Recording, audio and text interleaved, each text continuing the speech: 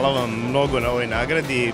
Meni je posebno drago što dobijamo od Autobilda i posebno mi je drago što dobijamo za model u koji mi jako verujemo i koga smo jako dugo čekali, ali evo čekanje se isplatilo. Među nama je konačno Alfa Giulia, model na koji smo ponosni i koji je samo početak jedne nove ere Alfa Romeo. Ljudi koji sad gledaju ovo i hoće da kupe Alfu, 3 neke da kažemo stavke po kojima ste vi preporučili odmah kupcu dođe i kupi Alfu. Kod Alfe je to vrlo jednostavno. To su duga tradicija, to je lepota i to je brzina.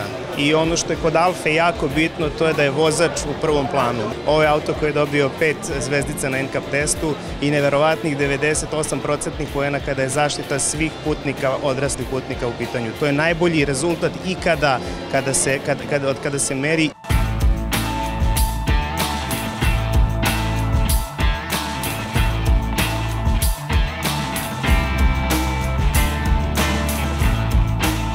Ja sam siguran vozač, zaista jesam. Vozim već mnogo godina, ali nije ni to, nego nekako sam mnogo kilometara prešla. Uglavnom ja vozim muzičare, uglavnom kad idemo na neka gostovanja, uglavnom sam ja tako ja vozim, jer nekako sam sigurnija u sebe nego u druge, koliko god da su ti drugi dobri vozači. Mislim da su predrasude, da su žene lošiji vozači, verujem da ima podjednako dobrih i podjednako loših i u jednom, i među jednim i među drugim. Ja mislim da jesam dobar vozač, ali pravim saobraćajne prekršaje i jako sam nervozan vozač, što pokušavam u zadnje vreme da nekako umanjim.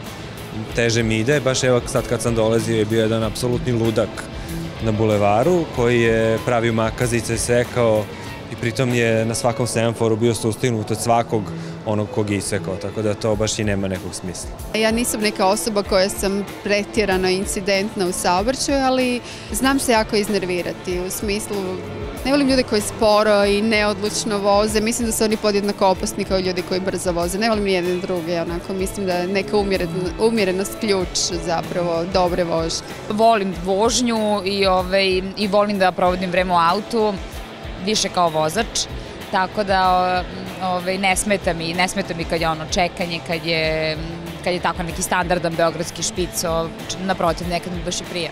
Šta je ono što vaš automobil mora da posjeduje? Koje su to, da kažemo, 3 komponente? Dobar audio sistem sa dobro ozvučenje, to mi je najbitnije.